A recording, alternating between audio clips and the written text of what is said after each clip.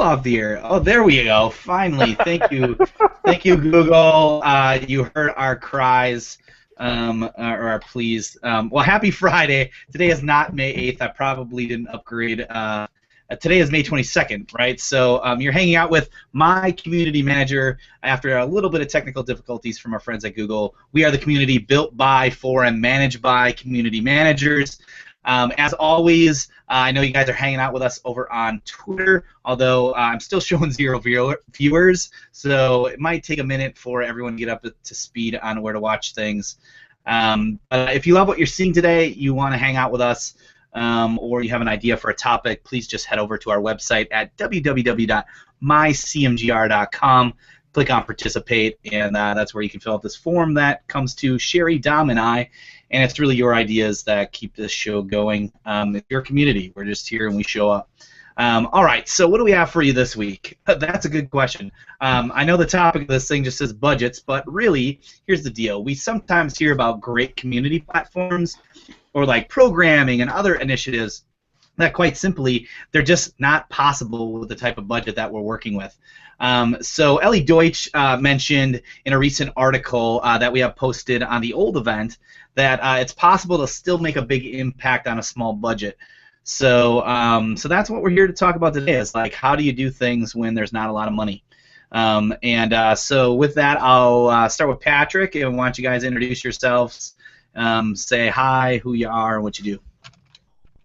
Hi, Patrick Helen. I am a community manager for a security company called CloudLock.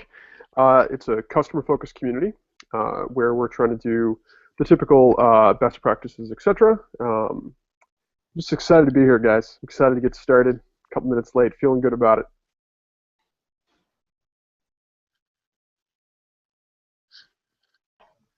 I can go. Hi, guys. Yeah, go ahead, Marissa. Marissa Ferraccio here. I am the digital marketer at Zoomph. Thought this would be a great opportunity to jump on a Hangout since we are a startup and I handle our marketing budget, and I know how strenuous it can be to have all these great ideas and not have a lot of money to implement them. So excited to talk with you guys today.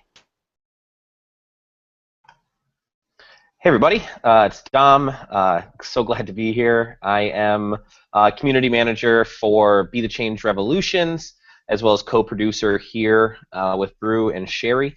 And yeah, I'm coming to you guys from Chicago, Illinois today. So I'm traveling around and really excited to talk about budgets.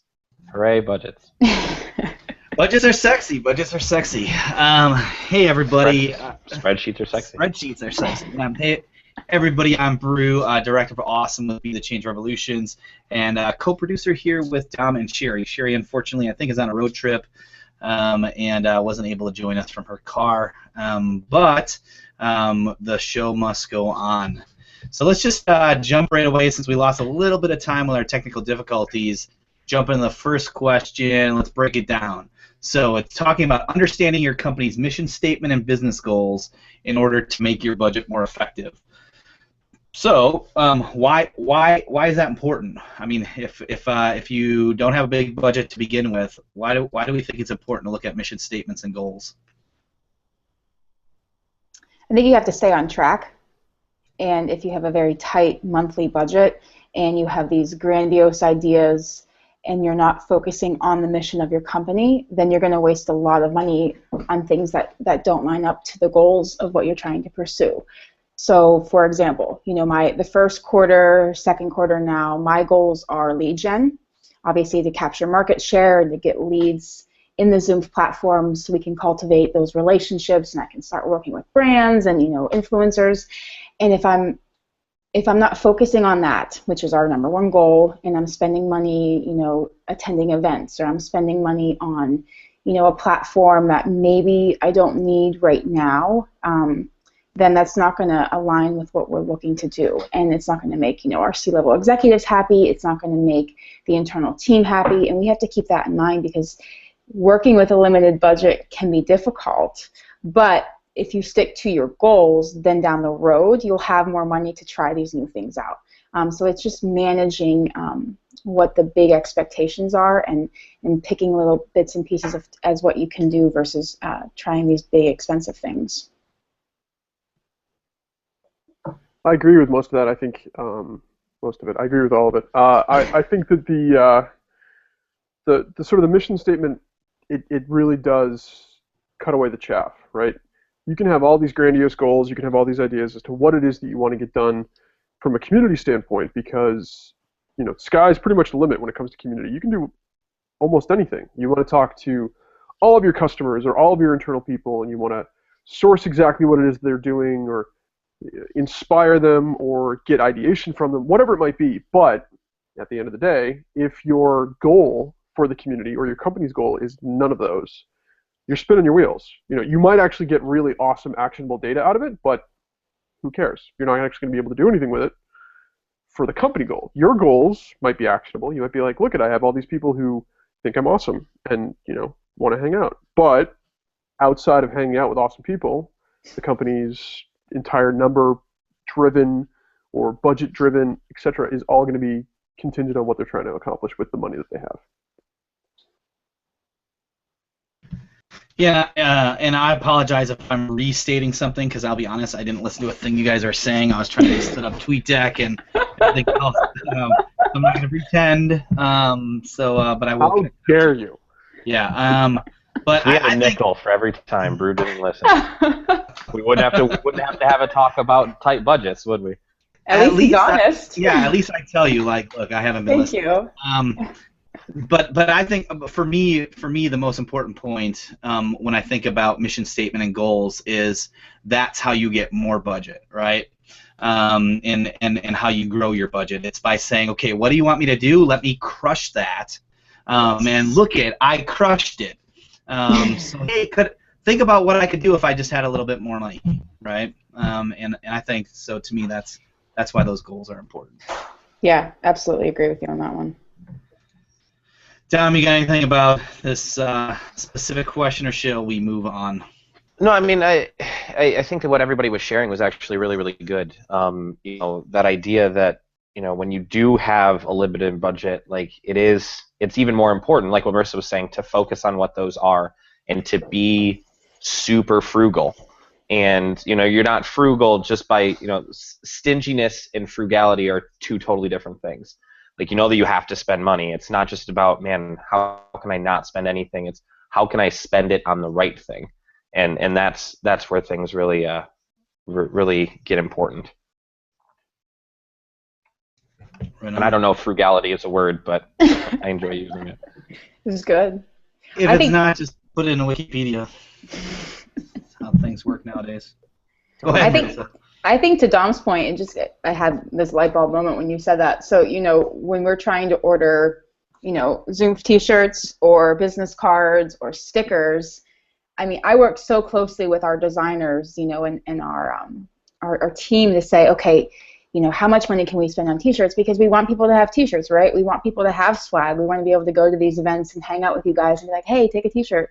But they're expensive. Right, so like Dom said, like you can't be stingy with it, but you have to figure out a way to get what you want and manage that budget, which is so difficult. I mean, business cards are $100 for 100 cards. Does everyone get business cards? Maybe not necessarily. Even though ideally down the road we want every single team member to have a business card, can we afford $1,200 worth of business cards a month?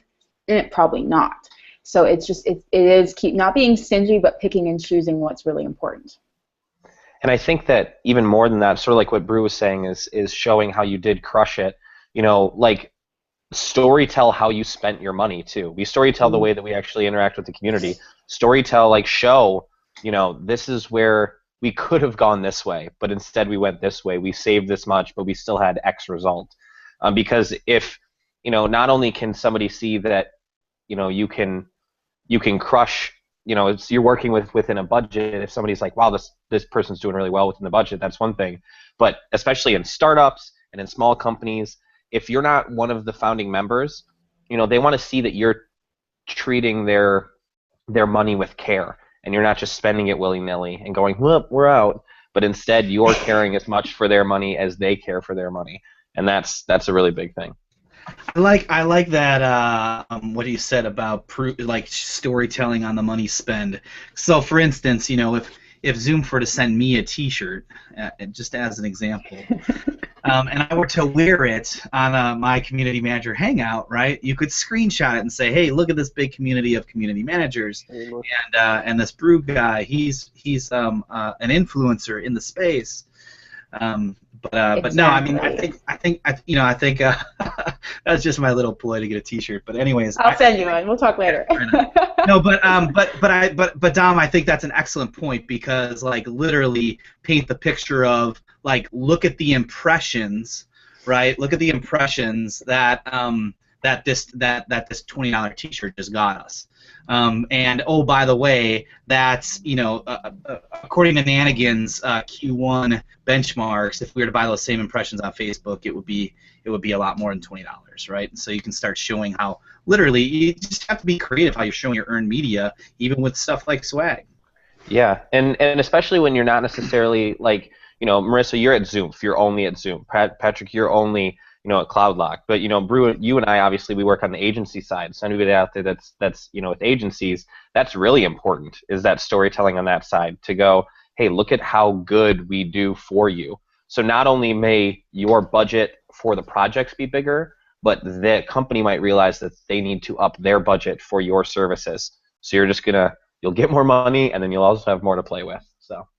Well, that was my point. That was my be point responsible with. That was my point from earlier, Dom. Is that go ahead, Patrick. Sorry. The flip side also ties in that one of the things that a lot of people in communities really struggle with is we all try to find the best way to display what our ROI is, right? Here's what we're doing. Here's what we've done for you lately as a community manager with the community, etc. And there's a lot of stuff that you can point to that is hard data that does do that, but there's a lot of stuff that's a little floaty, right? And the floaty stuff, you can actually point to budgetary things and go, look, we assigned X number of dollars for this, and this I think works really well on the agency side.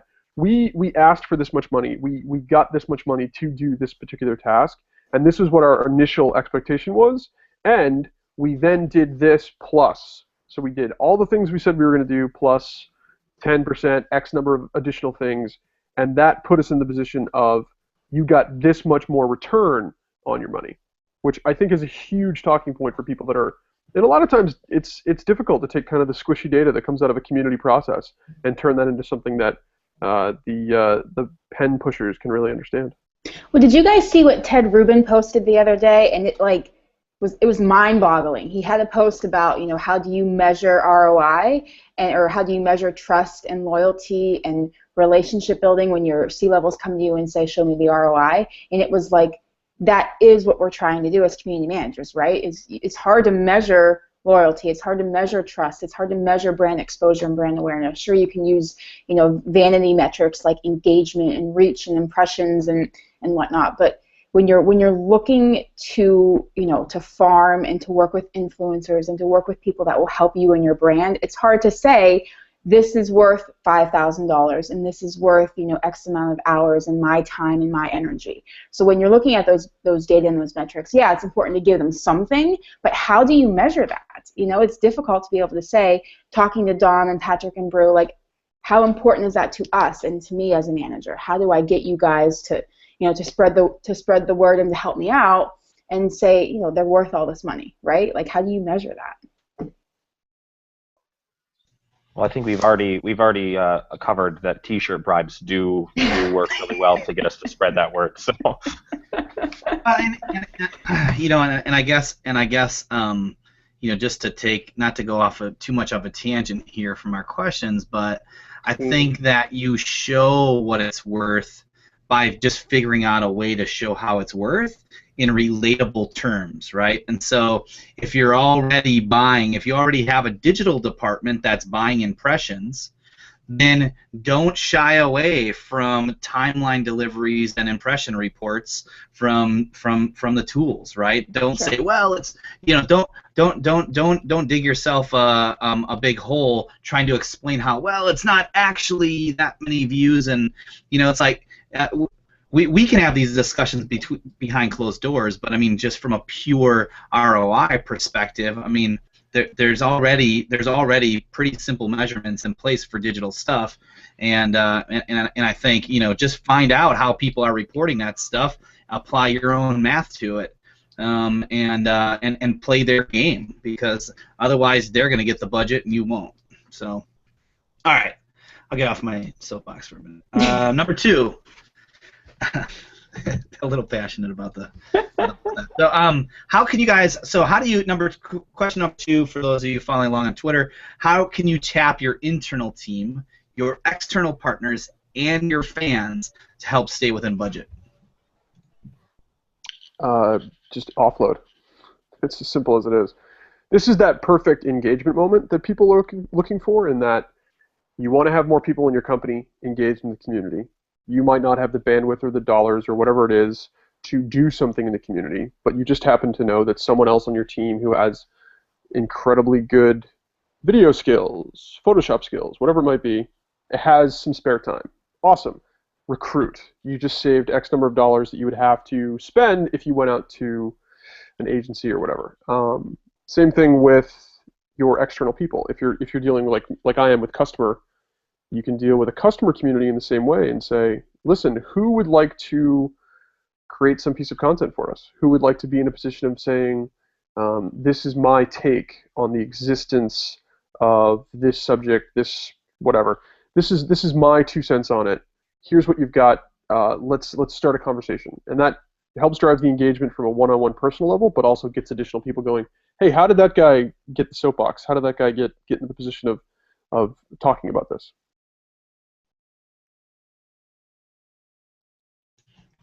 I just kind of want to sum up the answer to this question as Tom Sawyer that shit, you know? just get everybody excited about doing the work for you.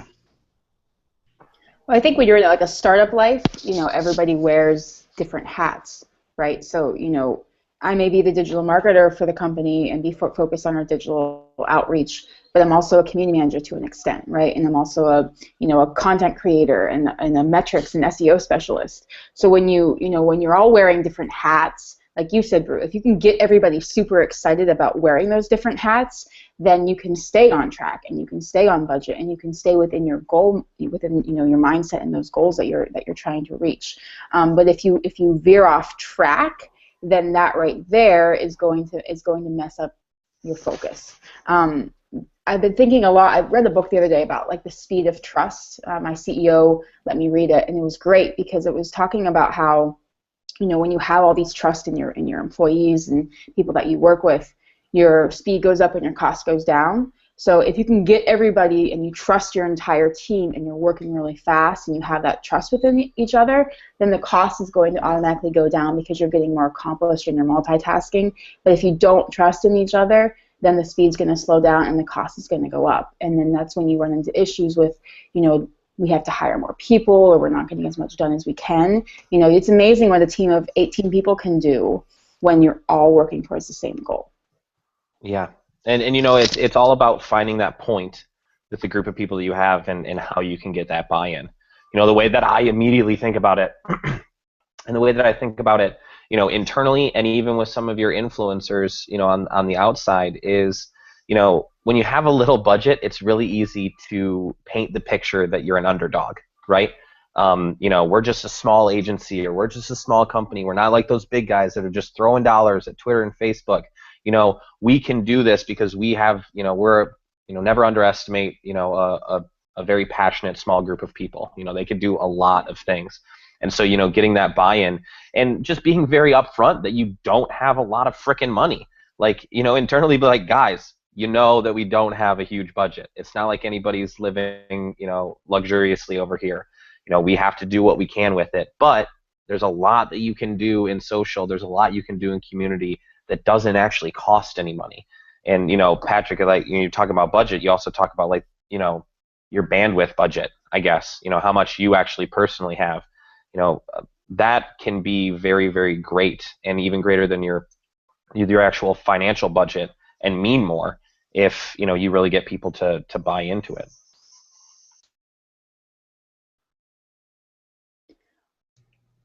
So, moving on to question number 3 here, keep us a little quick on pace.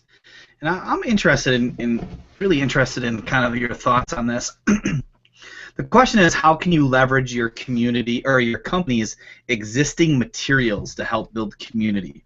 And let me just start by saying that when I read that question, I think of like crappy brochures and and probably things that would only make me sound like a big marketing machine if I repurposed it in my community. But am I thinking about that way too narrow?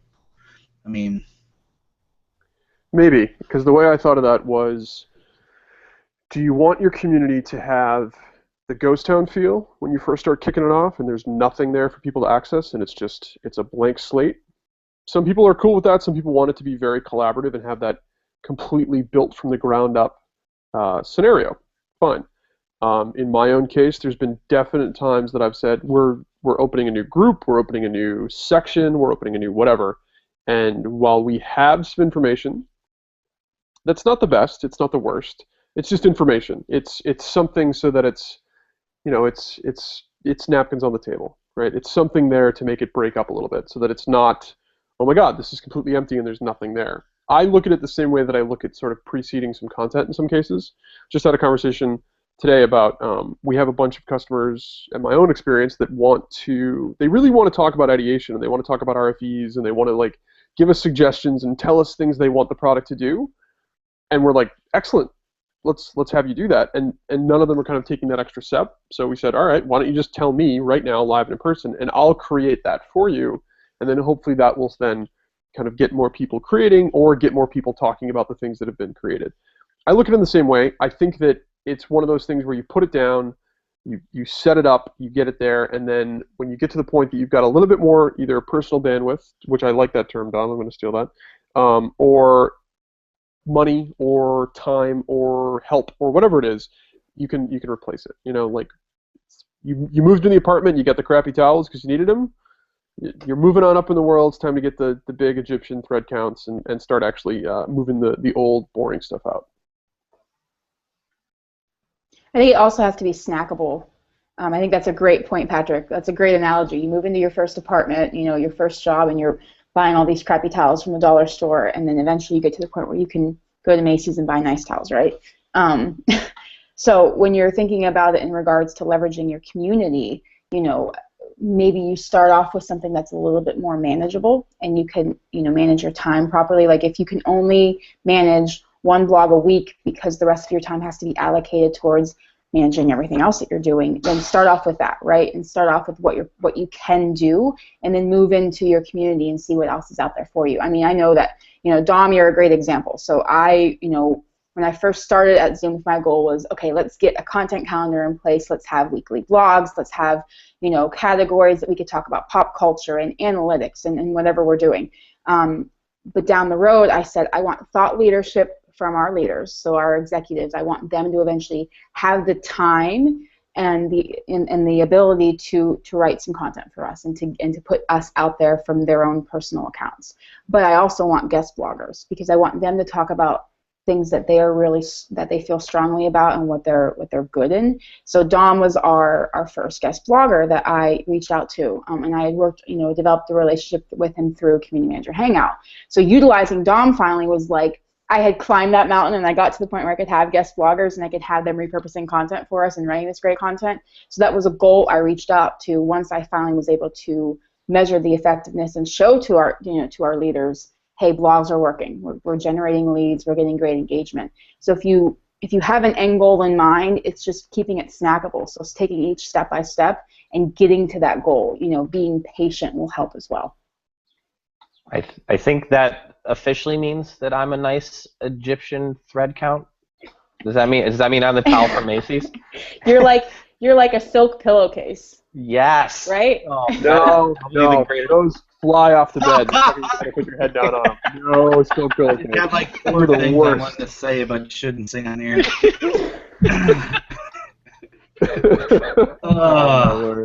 And with that, let's jump into free tools. Hard left. Let's get that train back on the tracks. Wait, what did you say, Patrick? I said, Dom, are you a free tool?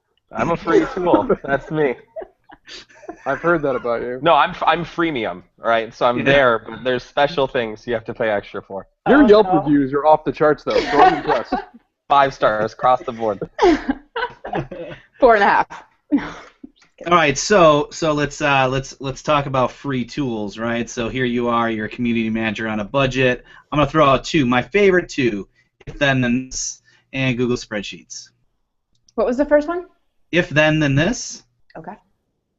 So if then this is a website that lets you do really simple automated tasks. Like a lot of people use it like, if I post to Instagram and hashtag it with this, then take my Instagram post and post it to my Twitters.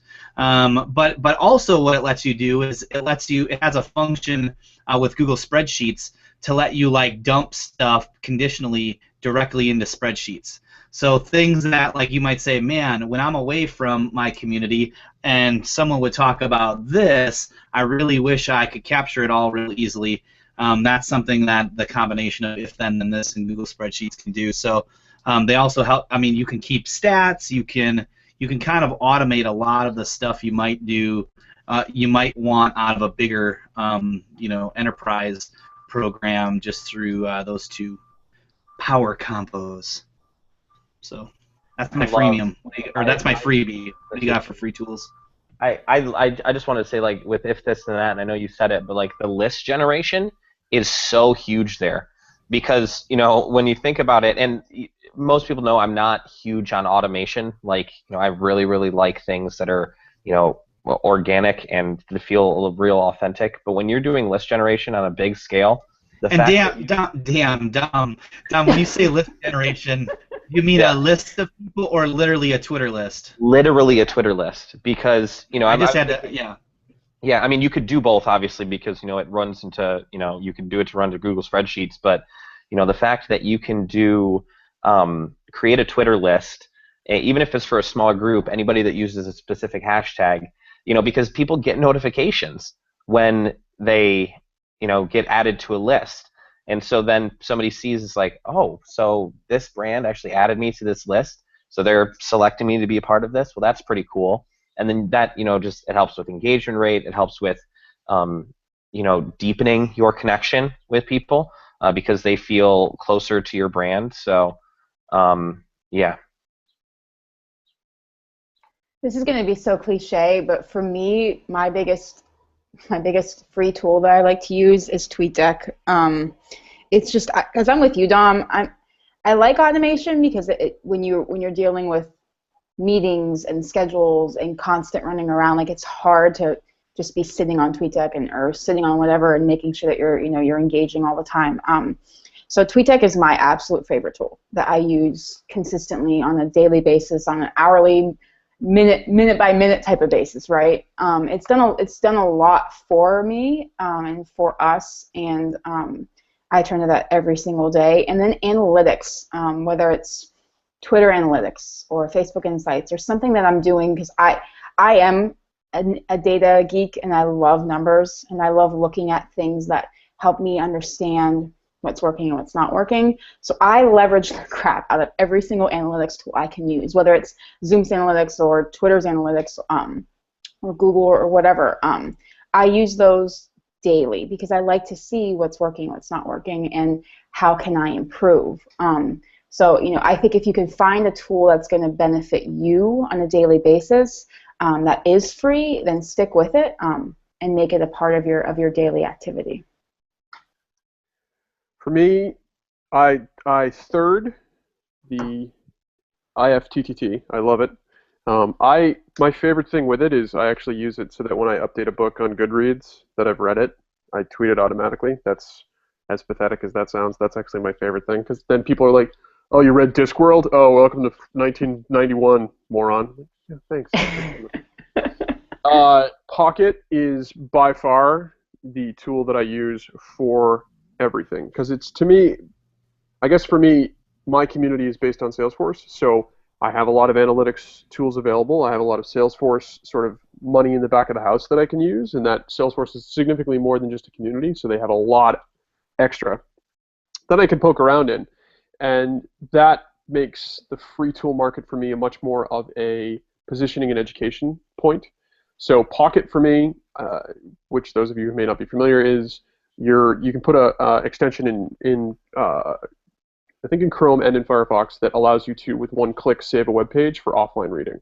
So if I've seen an article that I find interesting, or if I'm writing a blog post about something that's going on in the industry, in the security industry that I'm in, or something that I want to keep for later, which includes everything, like Jimmy Fallon and Jamie Foxx's interview, for instance, is one that I saved yesterday. All that sort of stuff, I just click once and it's saved, and it frees up my time in that I don't have to worry about whether or not I'm losing things that I think are going to be impactful. But it also allows me to make sure that I can go back and reread or reiterate on things that I think are going to be helpful for me, advantageous for me. And then also TweetDeck and Meshfire are the two social media platforms that I use all the time. The other thing, Dom just brought this up in chat, and what's funny, Dom, I almost was like, oh shoot, am I showing my screen? Because I just had OneTab's website open. And that's another great free tool for you guys is OneTab. Basically, it's a Chrome extension, or for those of you who use Firefox, I think it works there too. But it allows you to collapse a whole bunch of tabs, or like use the tab idea, but store it all in one tab in a big list form. So it's great, like throughout the day. If you're finding all these great things you might want to tell stories about or take screenshots about, you can just like right-click and add to one tab, add to one tab, add to one tab, and literally there'll be one tab with this growing list. And then at the end of the day, you could bang out some storytelling or things like that. So that's a and also to go along with that too. Brew showed it to me like when I first got my laptop, and it's super easy, but it's just this thing called Snipping Tool. I know this is like the dumbest thing, and everybody has their own way that they take screenshots. But Snipping Tool is so easy. You can save it to a folder, and it works with Mac. It works with PC. It works really well, and like that goes into that. Yeah, and Snipping Tools. Awesome. Yeah, and Snipping Tools built right into like the latest Windows. So I love Snipping Tool and Canva. That reminded me of Canva. I don't know why. Canva's free, right? Yeah, it's free. Yeah. And for somebody that I have a designer and I have people that do our designs for us, but for somebody that kind of lacks in the photoshopping skills or the world, I don't have 10 hours a day to make one graphic. Canva is so awesome. I mean, they give you so many tools, and it's just constantly improving. So if you need a blog post graphic, or you need something for Pinterest or for Facebook, Canva is a great tool. Well, here's a little bit of a pro tip, Marissa, is you can work with your designer to set up some templates in your Canva so that it's still like creative approved, but you can just crank stuff out, little love notes, whatever for your community. Exactly. And it's all super quick and easy. Yeah. Well, I worked closely with our designer on that for that exact reason, because we were saying, when we do our like Monday motivation posts or our pro tips, designers like to have control over that stuff, right? And there's branding assets and there's branding messaging that you have to keep control of. So working with him to get those templates in place for Canva, it was like, well, it's still your work. I'm just changing the content. That's literally all I'm doing. So it's great for that. It's a great example. I have one other shout out on my end that I forgot about until just now, until I got a notification, which is Slack, if anyone's using that for communication. Yes. Oh my gosh, yes. Internal communication, like it's 100%. It seems like it's the easiest thing in the world. Like I am a GChat freak. I love Google. Please send me free stuff. But at the same time, like Slack, for whatever reason, is something that my entire company picked up in a heartbeat and just ran with it, and it's awesome. Like I created a nerd room specifically to talk about my deep, unabiding love for Batman and Dom's right bicep that he's is it left bicep? That he's there we go, right bicep that he's flexing right now. We should all do that. We should all just get that sleeve up. There we go. That in and of itself has made like internal communications that much easier, because people now know what other people are into and things that people are interested in, and it makes the face-to-face communication that much better. So huge shout out for Slack. Double gun show for Slack. Yeah, I just really do have to say Slack thing. There's a group of us that actually met through this and other stuff. We call ourselves the Back Tweet Boys and Girl, because there's one girl. And we have a bunch of different Slack conversations, and some of them is just like, hey, how's everybody doing? But then other ones are things along the lines of we have a rabble one, so that you have a chance to sort of blow off some steam, and it sort of keeps everything neat and tidy in one place. And in communication, that's what you're striving for. You don't want any extra noise. So. Well, you want to talk about managing a budget and keeping your budget, within grasp. Think about the countless hours you can potentially spend in meetings where there's no need to reserve a conference room and spend 30 minutes ideating over something when you can use Slack. I mean, Slack has become, it was a great example, Patrick, Slack has become another tool that has just been able to cut costs because we're not spending hours in meetings. We're slacking and still what's the word I'm looking for? Multitasking. So we're multitasking and we're having meetings at the same time via Slack, and it's great. It is perfect. And if you need a tool like that, then Slack should be your go-to. Yeah, I agree 100%. I have one quick real-world example of Slack working well is that we had this idea to put a health check in the community, so that, or in the product that would link back to the community. So if you're in the product that we're selling and you don't know if it's down or if your internet is down or something else is wrong, we wanted to put some sort of quick health notification. And we had, I think, 4 meetings about it, and we were talking about things, and then our UX person was like, I'll just send you something. Shot me a note on Slack. We had a 3-minute private conversation about it. She implemented it, and it's ready to go. Like, instantaneously ready to go, much easier than having to go and get like the fallacy of choices meeting where everyone's like, oh, well, I prefer cornflower blue. And it's like, no one cares, Jimmy. Just sit the hell back down. You're not even supposed to be in this meeting. And who really likes cornflower blue? Like, no one likes Jimmy, much less cornflower blue. Exactly. I'm gonna roll us into one last question. Totally, just want to take one pause, give a shout out to Sarah Nagel, who just always kills it for us over on the Twitter side, and also Carrie Kean. So thanks for always managing the chat side of things for us, guys. So our last, we basically have 3 more questions. One was biggest secret tip to staying on budget. That has to do with basically probably not spending, right? The most creative way you've worked within your community budget, probably it's a free way. So I'm going to jump us to our 7th question. If you had no budget, so 0 budget, right? What would you do with your community? No budget at all. Beg for T-shirts on CMDR. And then sell those T-shirts to get enough budget. Yeah, that's it. I actually have an eBay store. I'm selling Zoom shirts. I've got a higher Logic water bottle I put out there. I'm putting it all on. So seriously though, I'm sure there's some premium community product, right? There's got to be something out there that people are giving away to a certain number of members. And as someone who's always been on the company sponsored side, I don't know about these because I've never researched them. But I'm sure there's something out there that people are like, hey, rock on, come use our free tool for up to this many members and go for it. If that didn't work, you could do a Google group. You could do anything. Like at the end of the day, whatever Facebook group, right? That's yeah. It's the only thing that's going to matter is like at the end of the day, you're using something to communicate with your customers or your internal people or whatever it is. Slack's free. You could make the argument that Slack is a community because I do a heck of a lot of conversation and like implementation on Slack every day. So there's definite ways around it that if they cut the budget 100%, you could absolutely do it. Yeah, and I think that empowering your members is a huge thing in this. Like empowering your members, empowering who you work with, and like I was saying before, that underdog story. Just be straight up freaking honest with everybody and be like, we don't have money. We just don't. We would love to do things with it. I would love to give you guys T-shirts or send you guys some stickers. Right now, it's just not doable. Because here's what happens is that your company might not have money, but some of your community members might.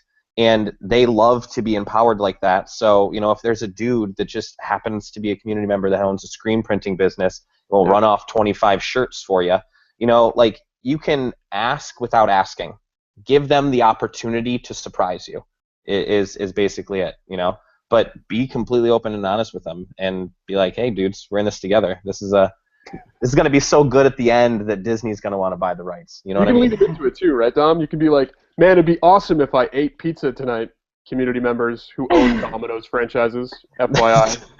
Just just saying. Just saying. Well, I think that's, that leads into the thought process of reinvesting in relationships and really working your community. So if you don't have a budget, and if everything gets cut, and everything that you had in mind for these awesome big ideas with all this money, all of a sudden your budget gets cut, go back to face-to-face. Go back to spending time working in your community, reinvesting in those relationships, developing those relationships, and getting that trust, because that's a perfect example. I mean, you meet somebody that just absolutely loves what you're doing and loves your product or loves your company or loves you, and you can utilize them, and it becomes a mutually beneficial relationship. And someday maybe it'll be pizza. Maybe we'll need pizza, and you'll know somebody that can get you pizza, or maybe someday it will be somebody that can print T-shirts for you, and they're doing it because they like what you're doing and they trust you. Trust goes such a long way for communities that don't have a lot of money, and communities that do, of course. But when you're looking at like a startup culture, we have to trust people, and if you trust people and they trust you, you're going to get something in return for that. So I think if you really take the time to work with your affiliates, work with your brand ambassadors, and work with your community, then you'll find a way to spread that word without having to spend $750,000 on a Snapchat ad every day, right? So there are other ways around it. I also think if I had no. Yeah, you bring up a really good point that sort of ties in. Sorry, Dom, or Brew. One of the things that's really important, I think, a lot of times in communities is that as the manager, or as the person that's running, or as the person that's sort of the man, right, in the community, or woman, all apologies, Marissa, you're in a position where you feel like you owe people something, right? You owe them something. And so you're going to provide them with knowledge or information or abilities to talk to you or whatever, but it's a give and take. We all know that, but a lot of people are a little bit nervous or a little bit awkward or a little bit reluctant to ask for something very specific, not just like a call to action, but literally to reach out to your community and say, as a community member, we need you to do this. Can be anything. And so if this is something as easy as like, hey, we would like to have a t-shirt. We cannot afford to design one. We can probably spend the cash to create one on a cafe press or whatever it is, but we need you guys to actually design it, right? That gets it out there, or you girls, and you get a Deep V pizza t-shirt that is just fantastic that someone has designed. And lo and behold, has anybody designed a shirt where the Deep V is actually one piece of pizza that has been cut out of the pizza? Holy crap! Oh my God! I gotta Google it. Done. I just thought of that. But by the way, I know we keep talking about T-shirts. Guys, go to Teespring. If you have a community, like what Patrick was saying, have a contest. Have 4 different, put it out there. Have some people in your community design T-shirts. Put them up on Teespring, and then you set a goal of 25, and then the one that's reached, so people are going to get their T-shirts. Everybody essentially pays for them, so it takes all of the cost away from you and your organization. So. And that's a great way to get your community involved, right? I mean, that's a perfect way to ignite some friendly competition and have some fun with them and get something in return as well. Exactly. Yeah. I mean, I think that Gary Vaynerchuk used Teespring for a very long time too. Like he had somebody that mocked up like a couple of quotes that he said, but he put it up on Teespring. And so it's like awesome. A bunch of people are now going to be repping his brand, and he did very little work to be able to do it. So, that's what it is. Try to keep your work down and the profits high. He also asked for that engagement, and so he's showing that you do have to pay to play to show up in some way, shape, or form. Like, yes, you can be a lurker, you can show up, and you can view what's out there, and you can be, Captain Biceps or whatever, and that itself will allow you some level of interaction. But if you're saying the cost of doing business and being in my community is you're going to toss those up there, you know what I mean? Like, at the end of the day, look at how quickly you all did it. See? Just building communities online. All right, hashtag Captain Bicep, hashtag silk pillowcase. All right, guys, and with that, we are out of time. So thanks for everything. Thanks for hanging out with us on a Friday. Have a great Memorial Day weekend, and we'll see you all next Friday. Bye, guys. Thank you. See you, everybody.